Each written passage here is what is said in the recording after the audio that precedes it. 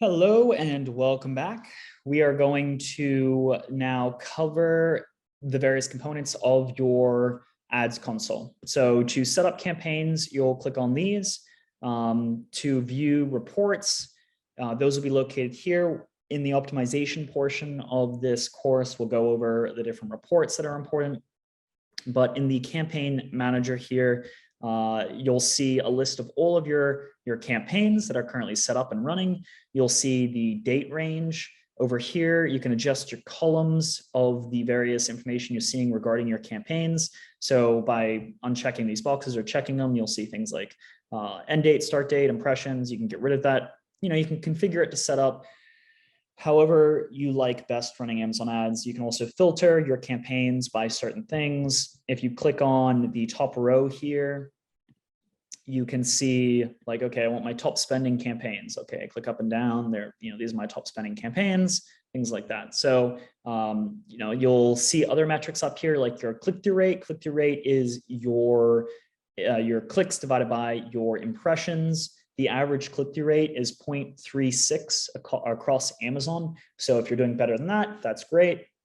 Obviously, the higher your click-through rate, the more Amazon thinks your ad's actually relevant, which is really important. We'll talk about that. We'll get into why that is and how that's helpful. And then you'll see things like your orders. Obviously, there's that metric that everyone points to, which is your ACoS. I'll tell you why I personally don't pay attention. I literally don't pay attention to ACoS, and I'll tell you why. And then we have your, you can configure by clicking X. You can configure what you want to see, like your cost per click, your impressions, whatever it is. So hopefully that gives you a little bit of background. On the main thing here, you have your portfolios. Portfolios are really important to always have all of your campaigns in a portfolio. We'll talk about why that is. There's this budgets beta. You don't need to pay attention to that for now. At least I don't. There's targeting history. These are all things that you can look into further. We're not going to cover in this course. And then you have your campaigns. So you have, you can click into each and any of these campaigns. So I'll click into this one. I can see the, give it a second to load. We can see here, we have what we're actually targeting. We have the, the placements. This is where some people do top of search or product. We're not going to cover that stuff here because I think it just overcomplicates a lot. We got your negative targeting. You can set budget rules, your search terms. So what has actually, what has Amazon actually showed your ad for? And then we have your history. So remember how we talked about back when we were talking about your habits, your Amazon ads habits, and you have that log of when you made adjustments to things.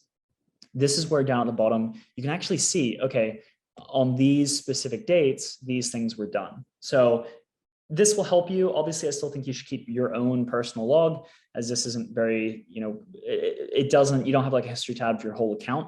So it can be a little bit difficult going in, but this is nice. It was a recent addition where you're actually able to see, okay, here are the changes that were made for, for this. So going back out, to get back out to all campaigns, you go there.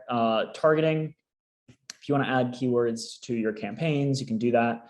And you can see the individual success or failure of various targets that you're targeting. And those are important to really tweak things, which we'll get into. And so, yeah, so hopefully this gives you some background information about the Amazon Ads console. We'll come back here to all campaigns just to make sure I haven't missed anything here. But yeah, so this is a rundown of the dashboard, the various ways you can adjust things. Obviously, create a new campaign, you just click that. Oh, one last thing, to adjust what you're seeing in the chart, you can actually click the orange and blue lines as separate things, which you can see here. So yeah, hope this has been helpful, and we'll jump into the next lesson.